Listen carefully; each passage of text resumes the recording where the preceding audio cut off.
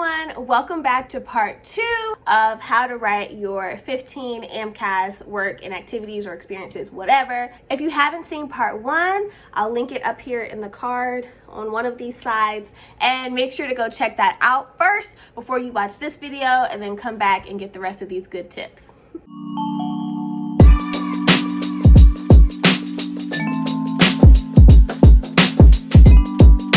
All right, so that brings us to section number 3. This is the most exciting part, or maybe not.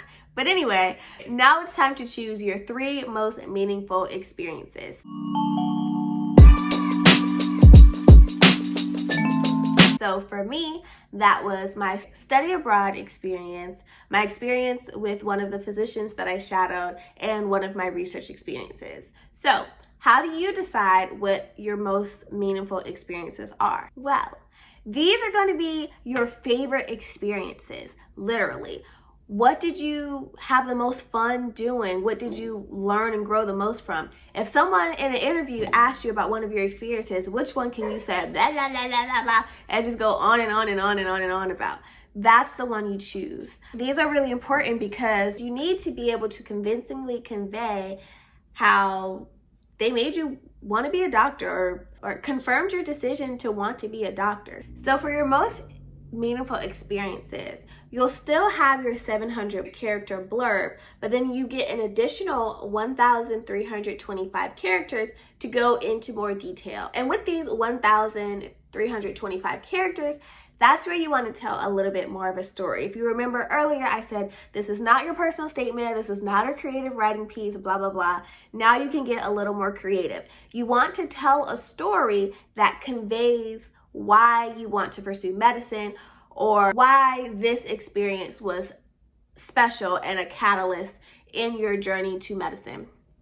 So I think the best way to talk about these is to give an example. I think I'll share just one and you all will have to wait to hear the other 2, but which one do I want to do?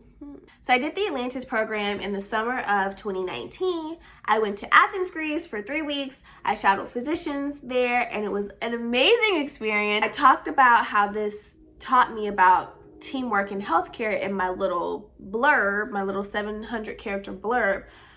But in my most meaningful experience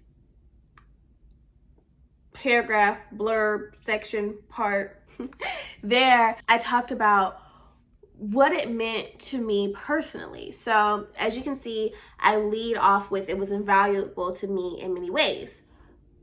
In my mind, I think that grabs attention. Maybe it doesn't, but that's what I wrote. And I wrote it because I meant it. So anyway, I talk about how it was special to me because it was a really new experience. It was the first time I traveled outside of the States. So it was a big deal to me. Then I start talking about the differences that I saw when I was over there. Like, these are things that were different. And then I talked about how through seeing a different way of doing things and how that way of doing things was just as effective as how we do things, it made me appreciate difference and it made me more open to change and new ways of doing things, new perspectives. And so it increased my cultural competency. Ding, ding, ding, ding, ding.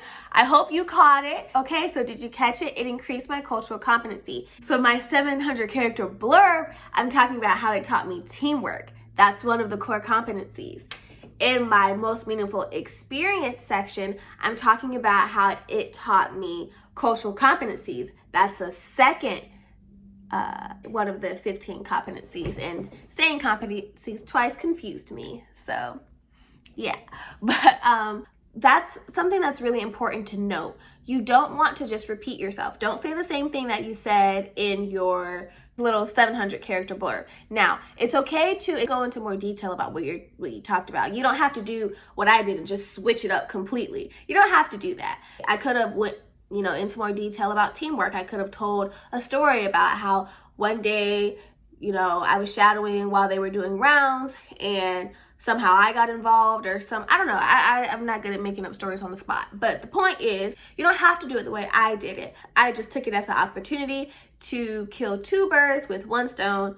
highlighting 2 different competencies. But also, if you decide to take a similar approach, let's say you had a study abroad experience, or maybe you were serving in an underserved community, or whatever the case may be, and you start talking about differences, it's a very fine line. Be careful not to speak down on or speak negatively about whatever you're defining as other. And you just have to be very careful, because you don't want to speak negatively about anyone or anything. Don't do that. And finally, I tied it all up with a nice pretty bow, saying how I believe that this experience, or, you know, me learning to be more culturally competent, will help me be a better physician to a diverse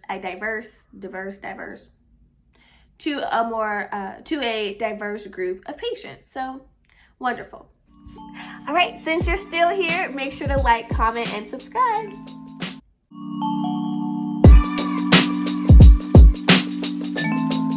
All right, great. So that brings me to part number 4. This is the part of actually like entering your experiences into your application. So when you're entering experiences, they're going to ask you for an experience type. So they have various categories. They have research, presentations, other, teaching, tutoring, honors and awards. I mean, the list goes on. I'm not going to name all of them, but I can put them in the description box. So you have to select a category that your experience best falls under. And so for me, one of my experiences was speaking on a panel that didn't really fit in any category, so I put it in other. So don't be afraid to put experiences in the other category if they don't fit anywhere else. After you enter a type, you're going to have to come up with an experience name. So this is a title for your experience. And it just needs to be something simple and that kind of conveys whatever your topic is. Then you need a contact name and title, so a person that you could they can contact, and then what their title is. Were they your PI? Were they a professor, your program director, or whatever?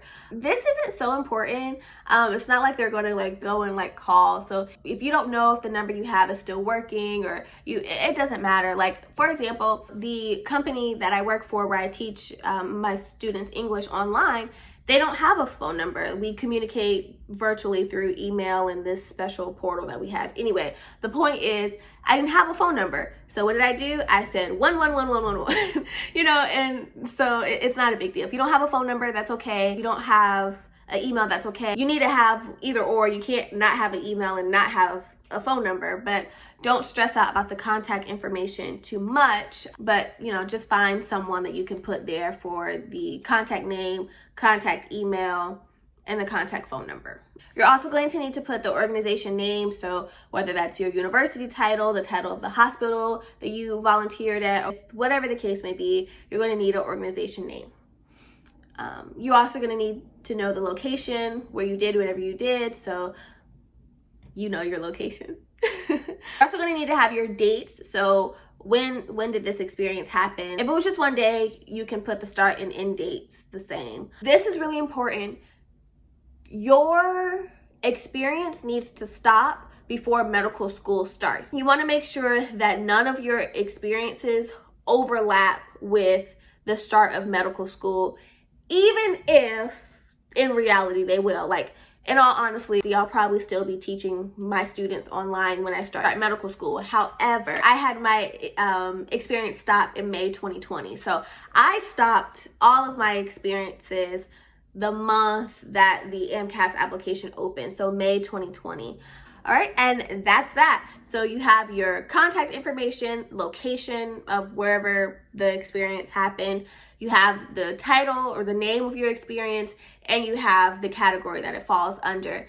And then after that, you can copy and paste in your little blurbs, your little summaries from your Google Doc or wherever you have them stored, and voila, you're done.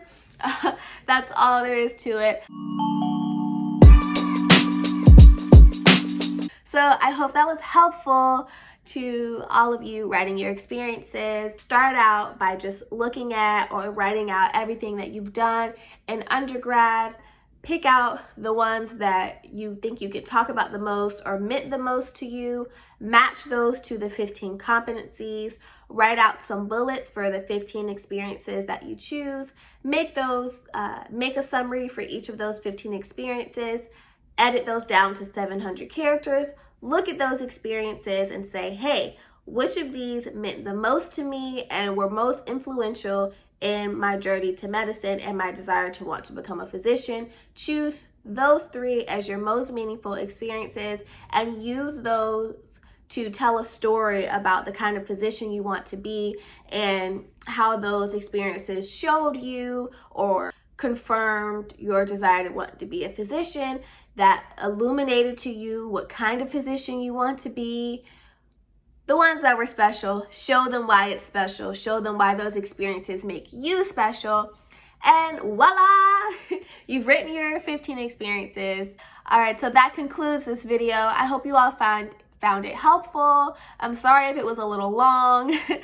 Make sure that you like, comment, and subscribe, and I'll see you guys next week.